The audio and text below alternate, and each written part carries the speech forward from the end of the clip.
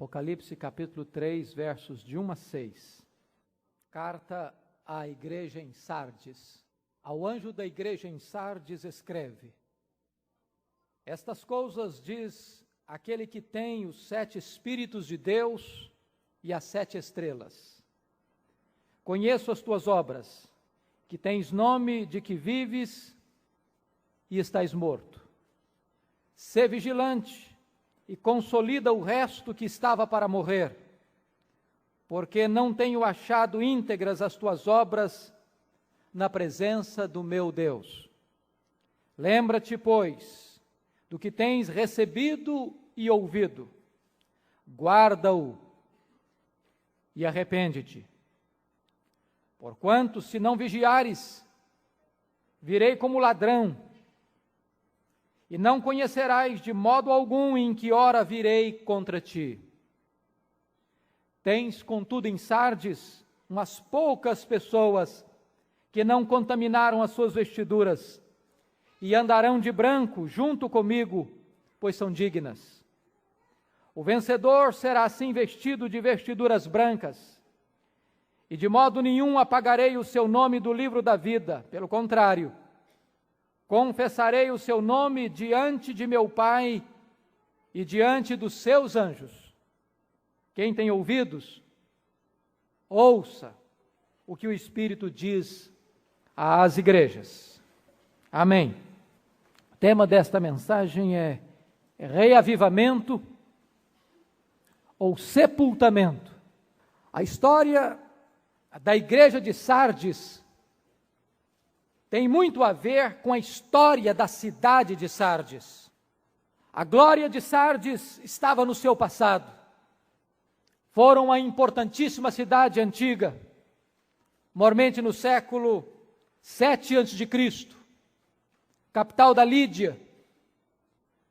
Atingiu o seu apogeu no tempo do rei Creso, conhecido quase que legendariamente no mundo pela sua riqueza, pela sua opulência.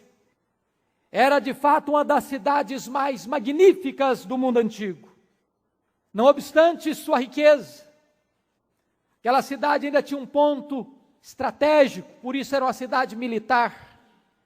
Ficava ela encravada no alto de uma colina, amuralhada e fortificada. Sentia-se inatingível, inconquistável, inexpugnável. Seus habitantes chegaram a pensar que jamais cairiam nas mãos dos adversários, e de fato, aquela cidade nunca veio a ser derrotada por um confronto direto.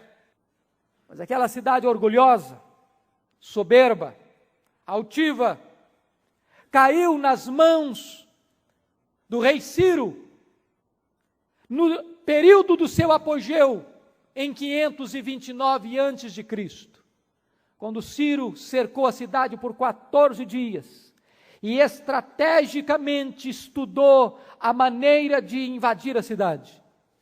Em virtude da confiança de seus habitantes e de seus soldados, um soldado persa penetrou por uma fenda na muralha e encontra toda a cidade dormindo e desatenta. E desta forma ele abre as portas das muralhas da cidade. E Ciro invade a cidade e toma a cidade na surdina da noite. Por essa razão, aquela cidade, aquela igreja entendiam a linguagem de Jesus Cristo. Sê vigilante, porque do contrário virei a ti como ladrão, quando não esperas. Mais tarde, no ano 218 a.C., Antíoco Epifânio toma a cidade de assalto, da mesma forma, da mesma maneira, por falta de vigilância e autoconfiança dos cidadãos daquela cidade. Ela fora destruída, mas Alexandre o Magno a reconstruiu e a helenizou, levando a cidade a adorar a deusa Cibele, que passa a ser a padroeira da cidade, e ainda mais com a crendice de que aquela deusa era a deusa que tinha poder de ressuscitar os mortos, trazer vida aos mortos. Por isso aquela igreja também entendia a linguagem de Jesus, quando disse: você tem nome de que vive, mas você está morta. Só que quem tinha poder para dar vida não era Cibele, era o Senhor Jesus Cristo, e é o Senhor Jesus Cristo. No ano 17 da era cristã, a cidade de Sardes foi quase que totalmente arrasada e destruída por um terremoto. E agora aquela cidade olhava e só via a glória no passado, porque o seu presente era de ruínas. Mas o imperador Tibério resolve investir na cidade, reconstruir parte da cidade. E com isso, a cidade se afeiçoa aos moldes de Roma e torna-se uma cidade devassa moralmente, permissiva, lasciva, afrouxando seus valores, seus absolutos. E é nesse contexto, queridos irmãos, que o Senhor Jesus Cristo endereça esta carta a esta igreja, agora novamente numa cidade rica, mas totalmente degenerada. E o mais grave é que Sardes era um candeeiro, Sardes era um luzeiro, Sardes haveria de ser uma lâmpada a brilhar nas trevas, mas em vez de Sardes iluminar a cidade, ser um luzeiro nas trevas, Sardes começa a se adequar e a imitar a cidade e a ser uma extensão da própria história de devassidão daquela cidade. Em vez de influenciar, foi influenciada. Sal que perdeu o sabor, luz debaixo do alqueire. O que é tremendo observar é que Jesus então envia uma carta para esta igreja, mostrando a esta igreja a necessidade imperativa de passar por um processo de reavivamento espiritual. Porque aquela igreja, que tinha nome, que tinha fama de ser uma igreja viva, dinâmica, operosa, não passava de ser uma igreja que substituía a obra do Espírito por algo sintético, falso. Tinha apenas rótulo, tinha apenas aparência, tinha apenas nome, tinha apenas fachada, tinha apenas propaganda, mas não tinha vida. Na verdade, a cidade estava caindo num verdadeiro torpor espiritual. E o Senhor Jesus envia esta carta para mostrar que tinha 3 grupos dentro da igreja. Um grupo de pessoas mortas, não convertidas. Um grupo de pessoas sonolentas, que precisavam ser despertadas.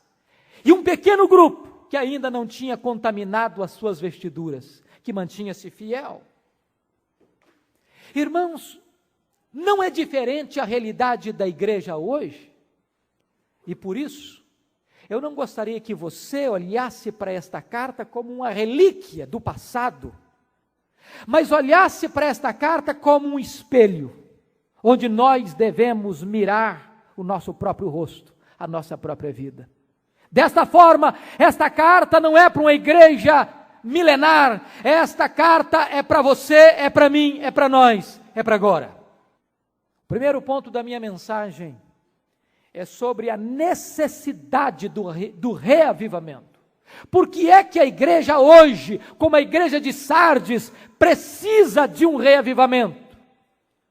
Primeira razão, a igreja precisa de um reavivamento quando há crentes dentro dela, que só têm o nome no rol de membros, mas ainda estão mortos espiritualmente, ou seja, ainda não são convertidos.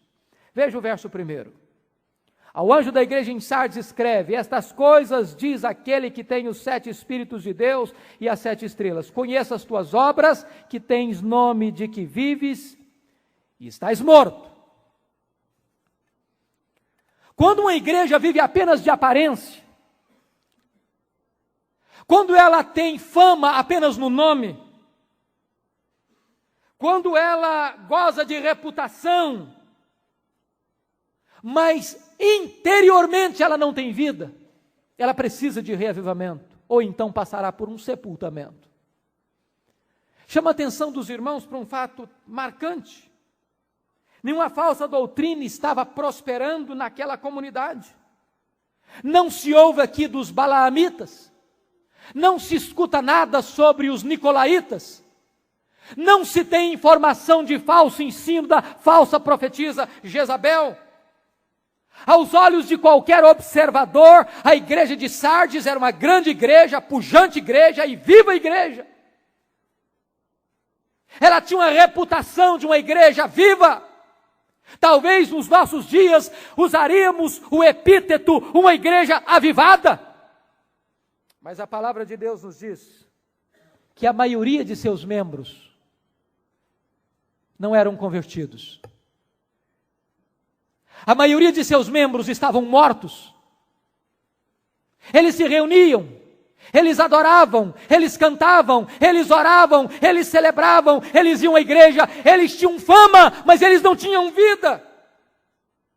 A uma igreja dessa, Satanás não tem nenhuma preocupação de atacá-la, seja por perseguição, seja introduzindo no seu meio heresias. Esta igreja já está morta pelo seu próprio pecado. Quando é que uma igreja precisa de avivamento, de reavivamento? Diz o texto que esta igreja parecia muito mais um cemitério espiritual do que um jardim cheio de vida. Agora preste atenção, não pensem vocês que Sardes era morta no sentido que nós às vezes pensamos hoje de uma igreja sem vitalidade, sem brilho, sem pujança, sem celebração. Aliás, era exatamente estas exterioridades litúrgicas, de ação e de calendário, que deram a ela o título de uma igreja viva. Entretanto, sob o olhar perscrutador daquele que sabe e vê todas as coisas, Jesus Cristo olha e percebe que naquela igreja não tem vida espiritual, só tem formalidades, só tem rituais, só tem cerimônias, só tem exterioridades. Tinha um nome respeitável, mas não passava de fachada.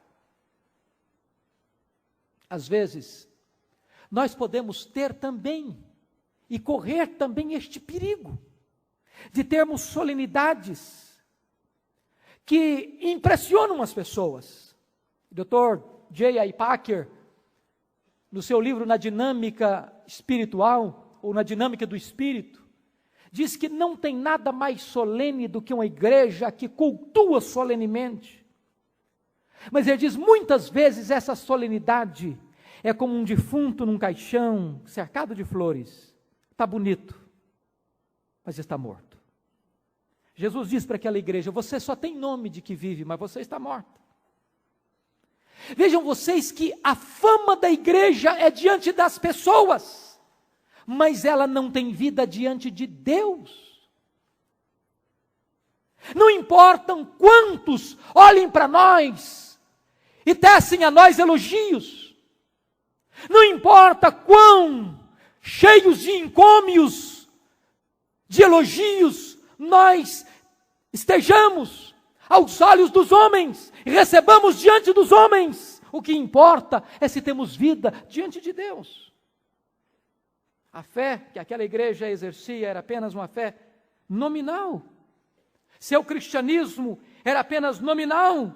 Os seus membros pertenciam a Cristo apenas de nome, porém não de coração. Aqueles crentes estavam vivos, mas espiritualmente estavam mortos. Meus irmãos, é hora de parar e pensar seriamente sobre isso.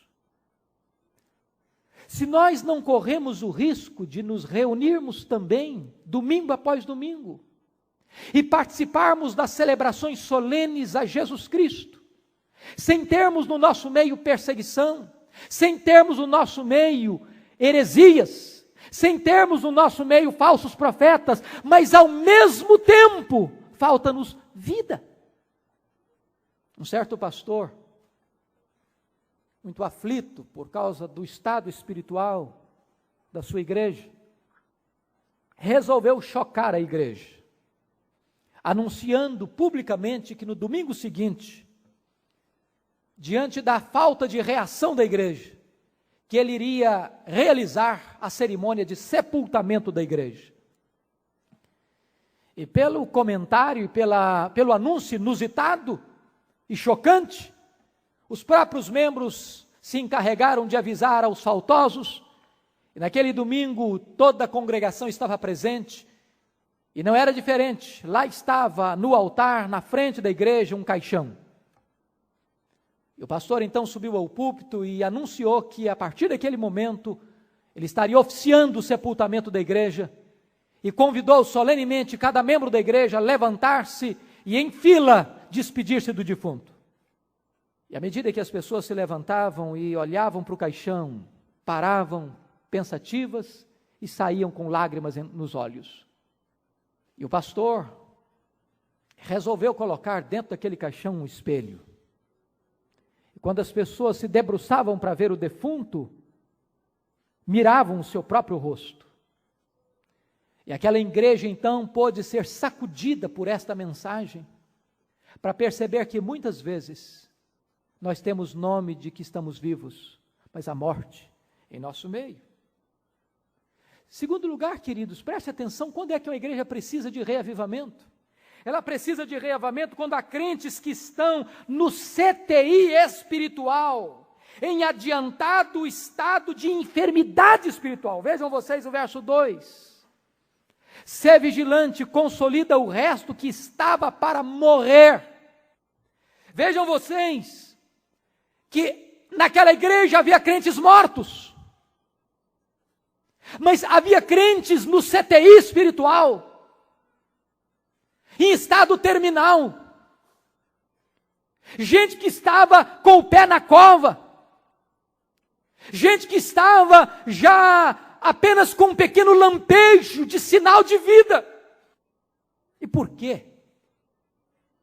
Se olharmos o contexto, vamos ver que o problema da igreja de Sardes era o mundanismo. Crentes que estavam contaminando as suas vestiduras com o mundanismo. Crentes que não queriam mais viver uma vida de consagração, de pureza, de santificação. Crentes que estavam se tornando amigos do mundo. Crentes que estavam se conformando com o mundo. Crentes que estavam amando o mundo e as coisas que há no mundo. Crentes que não queriam ser diferentes e adotando o mesmo estilo de vida do mundo. E esta era a causa de que muitos já estavam mortos e outros já estavam no CTI espiritual, prestes a morrer. O pecado adoece. É como uma chaga no coração. O pecado vai matando a sensibilidade espiritual. Aquela situação que há tempos outrora provocaria um escândalo, um vexame, uma vergonha pública, hoje já não causa mais constrangimento. Os crentes hoje já fazem, já falam, já praticam as mesmas coisas das pessoas que não conhecem a Deus. Isso já não traz mais vergonha e nem temor à igreja. E as pessoas vão entrando para o CTI espiritual, porque o pecado vai matando, vai insensibilizando, vai cauterizando a consciência. E de repente a igreja vai se acomodando ao mundo, vai se amoldando ao mundo, ela vai deixando que o mundo penetre para dentro das suas portas. Terceiro lugar, a igreja precisa de reavivamento, queridos irmãos, quando há crentes que, embora estejam em atividade na igreja, levam uma vida sem integridade. Veja o verso 2 ainda. Quando Jesus diz, porque não tenho achado íntegras as tuas obras na presença do meu Deus. Havia trabalho, havia engajamento, havia ação, havia agenda. A igreja estava envolvida em projetos, em trabalhos. Quem sabe trabalhos que ganhavam os aplausos do mundo, o reconhecimento da sociedade. Mas ao mesmo tempo, aquelas obras não eram íntegras na presença de Deus, ainda que arrancassem aplausos diante dos homens. Meus amados irmãos, este é um grande risco. Muitas vezes nós podemos correr os mesmos riscos de promovermos os nossos próprios nomes e não o de Cristo. buscarmos a nossa própria glória e não a de Cristo, honrarmos a Deus apenas de lábios, mas não com o coração, termos cultos solenes, mas sem vida, vazios de sentido, de obediência. O que na verdade está acontecendo aqui, irmãos, é que aquela igreja estava vivendo uma hipocrisia. Hipocrisia. O que é hipocrisia? Hipocrisia é quando você faz alguma coisa e consegue impressionar as pessoas, arrancar admiração, aplausos, elogios das pessoas, impressionar pela grandeza, pela abnegação, pela intensidade daquilo que você está realizando. Mas quando aquele que sonda mente e corações vai penetrar nas motivações, percebe que a motivação não é a glória de Deus. A motivação não é o reino de Deus. E então, caímos naquela sentença de Jesus, de sermos parecidos com sepulcros caiados, bonitos por fora, mas feios por dentro. De estarmos exercitando apenas um simulacro da fé, um faz de conta da religião. Quando a igreja mantém o seu cronograma, mantém a sua atividade, mantém o seu projeto, mantém a sua atividade, e aos olhos dos espectadores, tudo está indo muito bem, mas aos olhos daquele que vê todas as coisas, não há integridade diante de Deus. Quando isso acontece, a igreja precisa passar por um reavivamento, senão enfrentará um sepultamento. Mas finalmente, irmãos, a igreja precisa de um reavivamento. Quando há crentes no seu meio, contaminando-se abertamente com práticas mundanas. Vejam, por favor, o verso 4. Tens, contudo, em Sardes umas poucas pessoas que não contaminaram as suas vestiduras. Que coisa triste. Jesus olha para aquela igreja e descobre que apenas um remanescente, um pequeno grupo, poucas pessoas ainda não se contaminaram. Amados irmãos, ser crente é ser nova criatura, é ser diferente. Se você não é diferente, se você não faz diferença, ponha em xeque a sua experiência cristã. Se você não tem prazer nas coisas de Deus, se você precisa ir aos banquetes do mundo para abastecer a sua alma e para encontrar alegria, então questione a sua salvação. Se Deus não é o prazer da sua vida, então pare e reflita se você apenas tem nome de que vive, mas ainda está morto.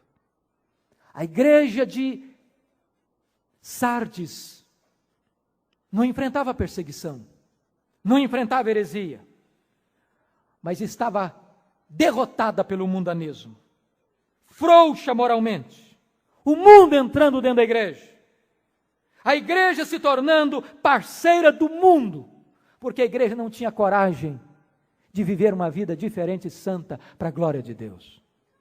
Segundo ponto da minha meditação, primeiro foi a necessidade do reavivamento. Segundo ponto, são os imperativos do reavivamento. Se perceberem, há 5 ordens nesse texto. No verso 2, 2 ordens. Sê vigilante. Segunda ordem, consolida o resto que estava para morrer. Versículo 3, tem 3 ordens. Lembra-te.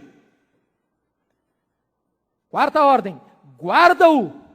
Quinta ordem, arrepende-te. E nós poderíamos sintetizar esses 5 imperativos em 3 aspectos. Primeiro, se nós queremos experimentar um reavivamento na nossa vida, na nossa igreja, o primeiro passo é uma volta urgente à palavra de Deus. O verso 3 é claro. Lembra-te, pois, do que tens recebido e ouvido. Guarda-o. Guarda-o. O grande problema da igreja, irmãos, é que nós estamos vivendo numa geração contraditória. Ao mesmo tempo que nós temos acesso quase que ilimitado ao conhecimento, ao mesmo tempo que a maioria dos crentes tem mais de 4, 5, 6 versões diferentes da Bíblia na prateleira da sua casa, Bíblias de estudos, os mais variados. Nós estamos vendo uma época de analfabetismo bíblico dentro da igreja. É impressionante como às vezes se pede um versículo bíblico numa sala de escola dominical e crentes que já têm anos de escola dominical parecem gaguejar e ratear e não saber um versículo básico de cor. Parece que estamos ainda nos passos elementares da fé, nos rudimentos da fé, tomando leite, enquanto deveríamos ser exercitados na fé e amadurecidos na caminhada com Deus. Precisamos nos voltar para a palavra, queridos. Se nós não nos voltarmos para a palavra de Deus, para levarmos a palavra de Deus a sério, se nós não tivermos tempo para ler a Bíblia, para meditar na Bíblia, para conhecer a Bíblia, nós vamos nos misturar com o mundo e nem vamos ter consciência disto. A ordem de Deus é essa: lembra-te. Para um pouquinho, volta ao passado, lembra dos tempos em que você amava a palavra, que você lia a palavra, que você meditava na palavra e tinha prazer na palavra de Deus. Volta a estas práticas. Nosso maior desejo, queridos, é que esta igreja, a primeira igreja presbiteriana de Vitória, seja uma igreja não apenas que tem o título, o nome de ser uma igreja fiel à doutrina. Isso não é suficiente. Mas de uma igreja verdadeiramente faminta da palavra de Deus. De crentes que, dentro dos seus lares, tenham um prazer de ler a Bíblia. De crentes que sejam mais atualizados com as Escrituras do que com os noticiários. De crentes que tenham a coragem de desligar a novela das 6, das 7, das 8, para ler a Bíblia com a família. De crentes que se preparem para vir para a escola dominical, estudando de forma meticulosa, estudando de forma profunda e dedicada às Escrituras. Segundo aspecto, como é que nós poderemos experimentar um reavivamento espiritual? Em segundo lugar, uma volta à vigilância espiritual. Vejam o verso 2, irmãos. Ser vigilante, a palavra aqui significa acorda. Acorda! O que está acontecendo é que nós estamos vivendo uma época de torpor, de sonolência, de marasmo. Estudamos há poucos dias e hoje na nossa classe, sobre a questão da guarda do dia do Senhor. Foram-se os tempos em que as pessoas se preparavam no sábado para vir para a casa de Deus no domingo. Muitas vezes, nós até mesmo atravessamos a madrugada do sábado e no domingo não temos nem força, nem disposição de vir à igreja no domingo. É por isso que nós encontramos um fenômeno estranho. Por que a escola dominical da igreja é menor do que a dos cultos da noite? Vocês já pararam para refletir sobre isso? Se é na escola dominical que nós temos a oportunidade de nos reunir numa classe com pequenas pessoas, com poucas pessoas, para estudar, para meditar, para perguntar, para responder, para questionar, para crescer. Mas às vezes não apenas não temos disposição de vir, como chegamos atrasados, o que está faltando? Fome da palavra?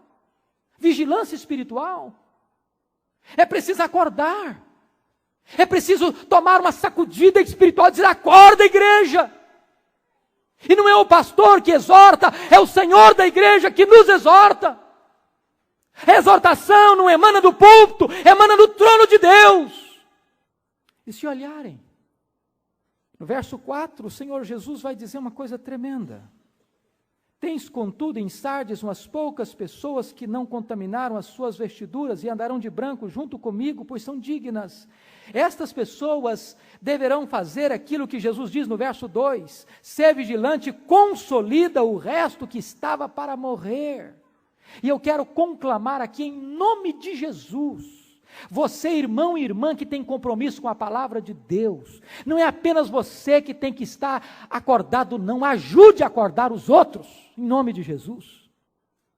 Consolida o resto que estava para morrer. Irmãos, nós não podemos nos acomodar diante do perigo de uma grave enfermidade e de uma sonolência crônica que toma conta do povo de Deus nesses tempos. A igreja de Sardes não era uma igreja herética, não era uma igreja apóstata, era uma igreja sonolenta, preguiça espiritual. Terceiro lugar, sabe como é que nós podemos experimentar um reavivamento? O Senhor Jesus mostra o caminho no verso 4. Uma volta à santidade. Tens, contudo, em Sardes umas poucas pessoas que não contaminaram as suas vestiduras. O caminho é não contaminar as vestiduras. O caminho é o caminho da santidade. E eu queria exortar você, irmão, se você é membro desta igreja, se você está aqui hoje, está vivendo em prática de pecado, está vivendo na contramão da vontade de Deus, está fazendo aquilo que é desagradável aos olhos daquele que tudo vê e tudo conhece e tudo sonda, irmão, em nome de Jesus, muda de vida. Se você está andando por veredas tortas, em nome de Jesus, corrija a sua vida, irmão. Não se contente em ter o seu nome no hall desta igreja, isso não pode levar você ao céu. Não se contente em ser chamado de presbiteriano, de calvinista, isso jamais dará segurança para a sua alma. Acerte a sua vida com Deus, porque sem santificação ninguém verá o Senhor. Terceiro ponto da minha meditação. Primeiro, vimos a necessidade do reavivamento. Segundo, nós vimos sobre os imperativos do reavivamento. Terceiro lugar, eu quero olhar com você sobre o agente do reavivamento. E o versículo 1 nos informa o seguinte: ao anjo da igreja em Sardes escreve: estas coisas diz aquele que tem os 7 Espíritos de Deus e as 7 estrelas, conheço as tuas obras.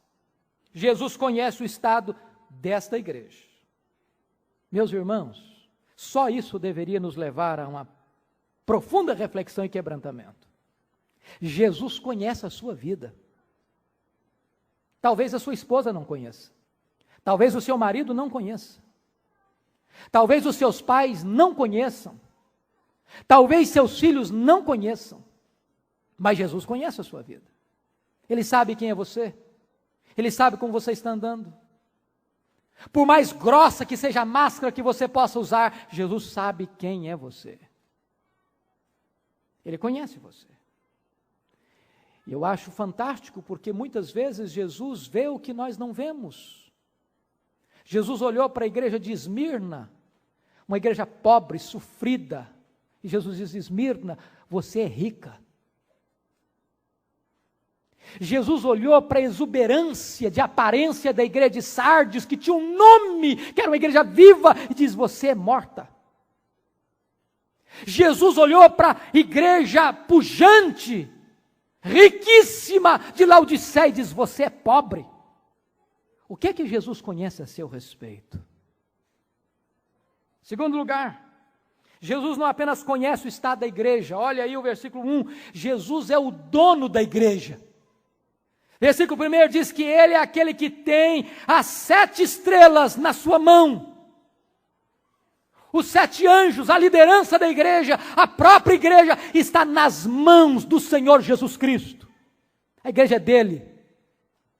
Ele tem zelo por ela, Ele morreu por ela, Ele intercede por ela, Ele vela por ela, Ele a exorta, Ele a corrige, Ele a disciplina, Ele a levanta, Ele a restaura, Ele a coloca de pé. A igreja é dele. Terceiro lugar, versículo 1 diz que Ele é aquele que tem os 7 Espíritos de Deus, ou seja, Jesus é quem tem poder para reavivar a igreja através do Espírito Santo. 7 Espíritos aqui significa que Ele tem a plenitude do Espírito Santo. Eu estou seguro disso. Se você é salvo, você tem o Espírito Santo. Se você é salvo, você foi batizado pelo Espírito no corpo de Cristo. Se você é salvo, o Espírito Santo habita em você. Mas há uma grande diferença entre ter o Espírito, possuir o Espírito e ser possuído pelo Espírito. Há uma grande diferença entre ser habitado pelo Espírito e estar cheio do Espírito. Há uma grande diferença entre ter o Espírito residente e ter o Espírito presidente em nossa vida. E a grande necessidade que você e eu temos, irmãos, é de um derramar do Espírito de Deus no nosso coração. Porque quando a igreja está cheia do Espírito, ela está cheia de vida. Para uma igreja morta, Jesus se apresenta para dizer: eu tenho o remédio para você. Eu tenho a solução para o seu problema. Você tem nome que vive, mas está morta, mas o Espírito é aquele que sopra num vale de ossos secos e levanta daí um exército. Quando o Espírito vem sobre a igreja, quando ele sopra sobre a igreja, esta igreja se põe de pé como uma igreja viva e poderosa. O Espírito Santo é o Espírito da vida. Quando ele sopra, a igreja morta e moribunda levanta-se. Quando o Espírito Santo sopra, o culto torna-se vivo, a alegria indizível, o entusiasmo contagiante, a aparência cede lugar à realidade. E eu termino. Em último lugar, eu queria que você olhasse comigo as bênçãos do reavivamento. Primeira necessidade do reavivamento. Segundo, os imperativos do reavivamento. Terceiro, o agente do reavivamento. Em último lugar, vejamos as bênçãos do reavivamento. Eu chamo a sua atenção para o verso 5. O vencedor será assim vestido de vestiduras brancas. Veja você que para aqueles que não contaminaram suas vestes, esses terão vestiduras brancas. Quem viveu em santidade aqui, viverá na glória lá. Quem se apartou do pecado aqui, contemplará a glória de Deus lá no céu. Veja você que Jesus não está prometendo salvação para aqueles que têm suas vestiduras contaminadas. Irmão, em nome de Jesus, preste atenção nisso. Jesus não está prometendo salvação para membro de igreja que, embora tenha o nome no hall da igreja, que embora tenha nome de que vive diante dos homens, mas ao mesmo tempo anda com vestes sujas e obras sem integridade. Para esses não tem salvação, diz o Senhor Jesus. Esses não andarão de branco, esses não entrarão na glória. Vestiduras brancas é um símbolo de festa, de pureza, de felicidade e de vitória. Jesus está dizendo que sem santidade não há salvação. Sem santificação ninguém verá a Deus. Finalmente, versículo 5 ainda diz: e de modo nenhum apagarei o seu nome do livro da vida, pelo contrário, confessarei o seu nome diante do meu Pai e diante dos seus anjos. Quem não se envergonha de Cristo agora, terá seu nome proclamado por Cristo na glória. Quando uma pessoa morre, tiramos o atestado de óbito. Tira o nome do livro dos vivos. Os nomes dos mortos não constam no registro dos vivos. O salvo jamais será tirado do rol do livro da vida. O Senhor Jesus disse que aqueles que forem vitoriosos e vencedores terão seus nomes no livro da vida, e Jesus vai confessar os seus nomes diante do Pai. Ele disse: aquele que me confessar diante dos homens, também o confessarei diante do meu Pai. Mas aquele que de mim se envergonhar, também dele me envergonharei no último dia. Querido, meu irmão, minha irmã, não contente-se com o fato de o seu nome estar no registro, no livro do rol de membros da igreja visível. Certifique-se pelo testemunho do Espírito, pela mudança da sua vida, que o seu nome já está registrado no livro da vida. E Jesus termina dizendo: quem tem ouvidos, ouça o que o Espírito diz às igrejas. Gostaria de ser mais suave com a igreja nesta noite, mas Deus não me permite. Porque a palavra não é a nossa palavra, é a palavra de Deus. E esta palavra é uma palavra que precisa inquietar a sua alma e a minha, e a levar-nos a uma reflexão mais profunda do que talvez tenhamos tido até aqui. Que Deus nos ajude a entender e a obedecer esta palavra. Amém. Curva sua fronte, por favor.